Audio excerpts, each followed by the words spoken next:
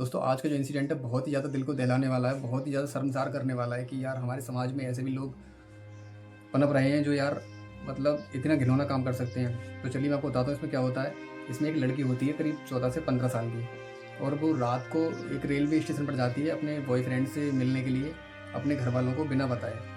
अब वो इस चीज़ को सोच कर जाती है कि मैं मिल के लौट कर आ जाऊँगी, इस वजह से मतलब घर पर नहीं बताती है अपने कि मैं बाज़ार वगैरह गई थी। इस तरह झूठ बोलने के पर्पज़ से होती है वो। अब क्या होता है आगे बताता हूँ मैं आपको। वो लड़की वहाँ पर रात को 10 बजे पहुँच जाती है स्टेशन पर, लेकिन वो लड़का वहाँ पर नहीं आता है। वो करीब 15 से 20 मिनट होते हैं, आधा घंटा होता है, लेकिन वो 10:30 बजे तक लड़का वहाँ नहीं आता है। लेकिन इसी चीज़ को एक सामने ऑटो वाला खड़ा होता है, वो नोटिस कर रहा होता है कि लड़की परेशान है और ये यहाँ पर अकेली बैठी हुई है, चलो इससे कुछ पूछता हूँ मैं। तो वो उसके पास जाता है और उससे पूछता है, लेकिन वो लड़की इतनी पागल होती है कि वो मतलब अपनी सारी सच्चाई जो है उसे बता देती है। और वो आदमी इस चीज़ का फ़ायदा उठाकर कि ये अकेली है, ये झूठ बोल कर आई है तो मैं इसके साथ कुछ भी कर सकता हूँ, इस चीज़ का फ़ायदा उठाने के लिए वो अपना दिमाग लगाता है और क्या करता है कि बाहर जाता है। बाहर जाने के बाद 10 मिनट के बाद बाहर से आता है और उससे ये बोलता है कि आपका जो बॉयफ्रेंड है, जो आप जिससे मिलने आई हो, बाहर खड़ा है, वो शर्म की वजह से तुमसे मिलने के लिए नहीं आ रहा है, वो डर रहा है कि लेट हो गया है इस चक्कर में, और उसने मुझे भेजा है आपके पास कि आप उस लड़की से बोल दीजिएगा कि मैं उसका इंतज़ार कर रहा हूँ बाहर जाकर, वो मेरे पास आ जाए। आप ही सोचो कि यार 14 साल की बच्ची में क्या समझ होगी। तो वो उसकी बातों में आ जाती है और आकर जो है वो ऑटो वाला क्या करता है, उसे अपने बातों में उलझाकर उसे अपने ऑटो में बिठाकर और उसे कुछ नशा वगैरह कराता है, कराकर इतना काम, और वो मतलब जंगल की ले जाता है, उसके साथ दुष्कर्म करता है। और फिर वहाँ से वो सब करने के बाद एक होटल में ले जाता है, वहाँ उसके साथ करीब 12-13 लोग और भी दुष्कर्म करते हैं, और इस घटना में करीब 15-16 लोग उस लड़की के साथ दुष्कर्म करते हैं। तो चलिए इसमें क्या होता है मैं आपको पूरी कहानी बताता हूँ। हेलो दोस्तों, मैं विवेक भारद्वाज स्वागत करता हूँ आपका इस वीडियो में। तो चलिए मैं आपको शुरुआत से बताता हूँ। एक लड़की होती है 14 से 15 साल की, और उसके जो माता पिता हैं वो नर्सरी में काम कर रहे होते हैं, मतलब गरीब होते हैं, मजदूर होते हैं टाइप के इस तरह से। और वो लड़की स्कूल में पढ़ रही होती है। तो एक दिन वो स्कूल से आती है दोपहर को, और आने के बाद खाना वाना खाकर अपना जो है सारा काम दिन का करने के बाद शाम को लड़के से मतलब मिलने का उससे वादा किया होगा कि रात को हमें वहाँ पर स्टेशन पर मिलना है। तो वो लड़की उस लड़के से मिलने के लिए रात के 10 बजे पूना रेलवे स्टेशन पर जाती है, और वो लड़का वहाँ पर आने के लिए मतलब बोल देता है कि 10 बजे आपका वेट कर रहा हूँ वहाँ पर। ये लड़की वहाँ पहुँच जाती है, लेकिन वो लड़का वहाँ पर नहीं होता है, और उस लड़की को इंतज़ार करते करते 10 से 10:30 बज जाते हैं, लेकिन वो लड़का वहाँ पर नहीं आता है। और इसी चीज़ को एक आदमी सामने खड़ा हुआ होता है, वो नोटिस कर रहा होता है उस लड़की की इस कंडीशन को कि लड़की परेशान है और किसी का इंतज़ार कर रही है। तो वो ऑटो वाला उस लड़की के पास आता है और उससे बात करता है प्यार से कि बेटा कैसे परेशान हो, ये वो, मतलब वो लड़की जो है उसे बड़ा समझकर, थोड़ा सा एज में अच्छा था, और वो लड़की उस आदमी को अपनी पूरी कहानी बता देती है कि मैं यहाँ पर एक लड़के से मिलने के लिए आई हूँ, और मैं अपने घर वालों से बिना बताए आई हूँ इस चीज़ के लिए। और वो आदमी जो है उसकी इसी बात को मतलब जो है पकड़ लेता है, और इसी बात का फ़ायदा उठाकर जो है उसके दिमाग में गलत बातें जो है इस आदमी के में आ जाती हैं। क्या करता है फिर लड़की धीरे धीरे उसे मतलब सारी कहानी बताती है कि मुझे उस लड़के से मिलना है, और मिलने के बाद मैं उससे मिलकर चली जाऊँगी, और वो आया नहीं है अभी, इस वजह से मैं थोड़ी परेशान हो रही हूँ। तो ये सारी बातें उससे करने के बाद वो आदमी वहाँ से चला जाता है। और फिर थोड़ी देर बाद 10 से 15 मिनट बाद वो आदमी, वो ऑटो वाला फिर उस लड़की के पास आता है और उससे बोलता है कि बेटा जो आपका जो बॉयफ्रेंड है जो आपसे मिलने के लिए आया था, वो बाहर मेरे ऑटो में बैठा है, और उसने मुझे भेजा है आपके पास कि अंकल जाओ आप उस लड़की से बोल दो जाके कि वो मेरे पास आ जाए, मुझे थोड़ा डर लग रहा है क्योंकि मैं थोड़ा लेट हो गया हूँ, इस वजह से मैं उससे डायरेक्ट नहीं मिलना चाह रहा। आप थोड़ा समझा देना उससे, वो नाराज़ नहीं हो मुझ पर। तो इस बात को सुनकर यार वो लड़की थोड़ा सा और वो हो जाती है कि बताओ कितना डर रहा है लड़का मुझसे, इन्हें भेजा है। तो उसकी बातों में आ जाती है, और इसी बीच क्या होता है, वो आदमी एक पानी की बोतल लेके आता है, उस बोतल में जो है कुछ नशीला पदार्थ मिला हुआ होता है, और उस लड़की को दे देता है कि बेटा थोड़ा पानी पी लो, आप परेशान मत हो, अब आ गया है, अब आपको जो है मिल जाएगा वो। तो वो लड़की उसकी बातों में आकर थोड़ा सा जो है पानी पी लेती है। पानी पीने के बाद उसके साथ ऑटो की तरफ जाने लगती है। वो उस लड़की को ले जाता है हाथ पकड़ के, वो उस लड़की को बहला फुसला कर जो है अपने ऑटो की ओर ले जाता है।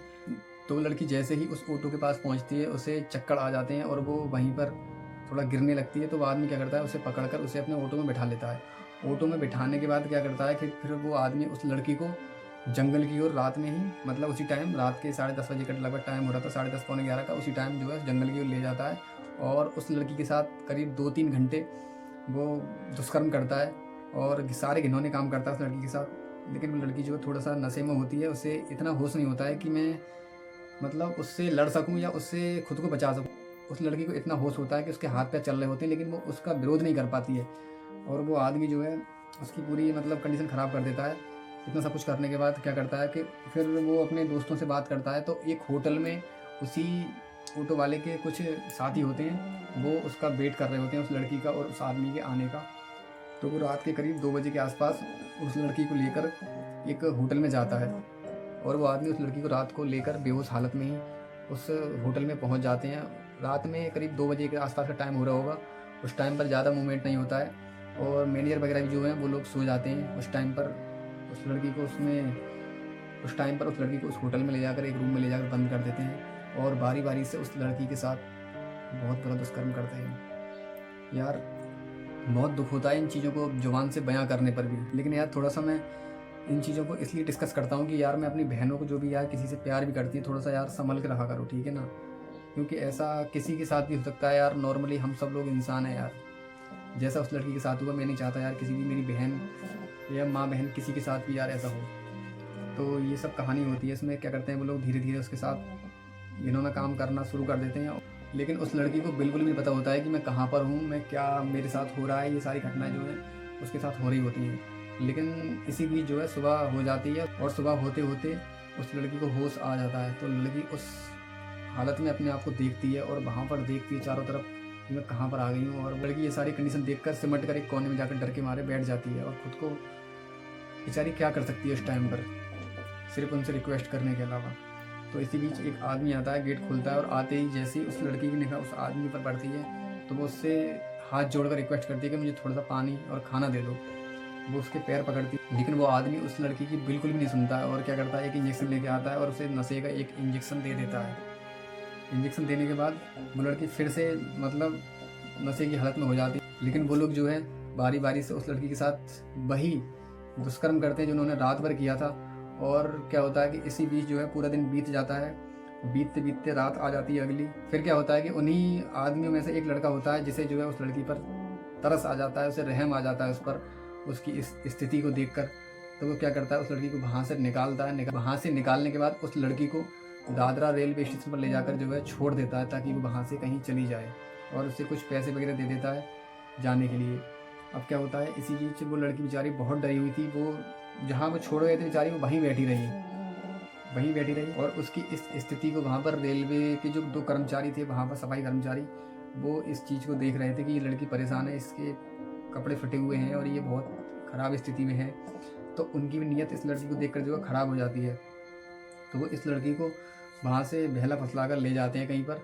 ले जाने के बाद फिर वो भी मतलब अपना जो कुछ उन्हें करना था वो भी उस लड़की के साथ करते हैं और अपने साथ 2-3 दिन रखते हैं उस लड़की को। और वो भी उस लड़की के साथ सारे दुष्कर्म करते हैं जो उन कमीनों को नहीं करने चाहिए थे। और फिर वो दोनों कर्मचारी अपनी हवस मिटाने के बाद उस लड़की को एक ट्रेन में बैठा देते हैं जो ट्रेन नॉर्थ इंडिया की तरफ आ रही थी। और वो लड़की इतनी डरी हुई थी कि बेचारी को जहाँ बैठाया था वो पूरा सफ़र उसने बेचारी ने वहीं बैठकर काट दिया। लगभग कई 100 किलोमीटर का सफ़र करने के बाद वो ट्रेन चंडीगढ़ पहुँचती है स्टेशन पर।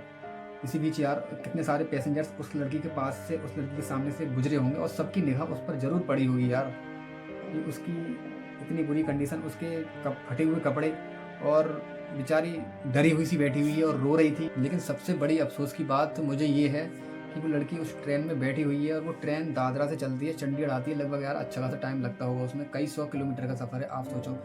तो जब वो लड़की वहाँ बैठी हुई है डरी हुई, उसके कपड़े फटे हुए हैं और इतनी बुरी स्थिति में है यार कि कोई भी देखकर उसे जो है समझ जाएगा कि इसके साथ कुछ गलत हुआ है।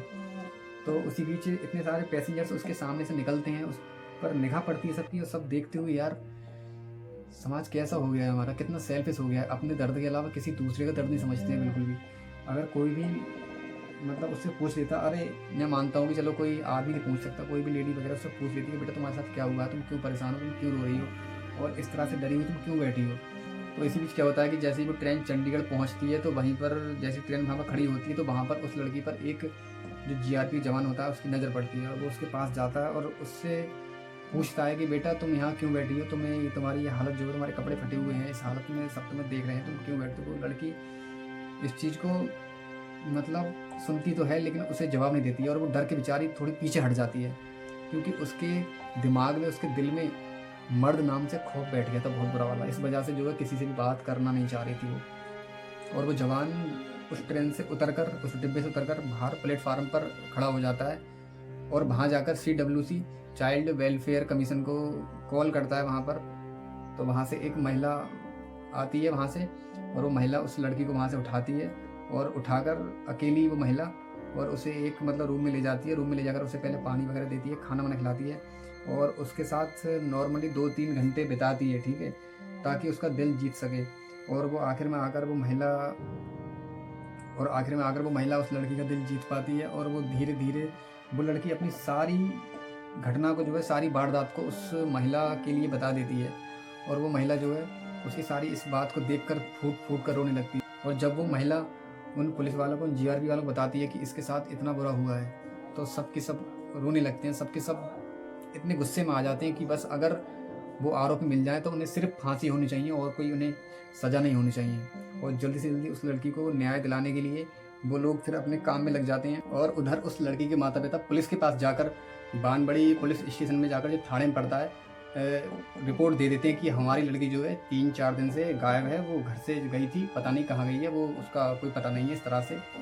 और पुलिस इस केस को जो है सीरियस लेते हुए उसकी तलाश में लग जाती है। उस लड़की का मोबाइल नंबर लेती है और उस लड़की के मोबाइल नंबर के थ्रू उसकी लोकेशन को, लास्ट लोकेशन को ट्रेस करने की कोशिश करते हैं। तो उन्हें लास्ट लोकेशन मिल जाती है, पुणे का जो रेलवे स्टेशन था वहाँ की, रात के लगभग 10-11 बजे के आसपास की। फिर वो क्या करते हैं कि उसके घर से लेकर और रेलवे स्टेशन के जितने भी CCTV कैमराज लगे होते हैं वहाँ पर रास्ते में, वो सारे खंगालते हैं। खंगालने के बाद उन्हें जो है वो लड़की मिल जाती है कि ये लड़की यहाँ पर आई थी। और उधर चंडीगढ़ पुलिस उस लड़की को लेकर एरोप्लेन के थ्रू महाराष्ट्र पहुँच जाते हैं जल्दी से।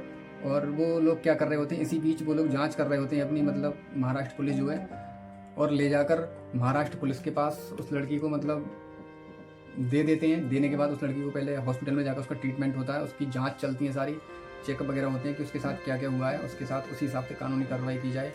और फिर क्या होता है कि वो लोग जो है उस लड़की से पूछते हैं, लेकिन वो लड़की ये बोलती है कि एक ऑटो वाला था, लेकिन मुझे नहीं पता वो कौन था, कहाँ से आया था। और मतलब उसने सारी वारदात अपनी जो उसके साथ हुई थी उसने सब बता दी।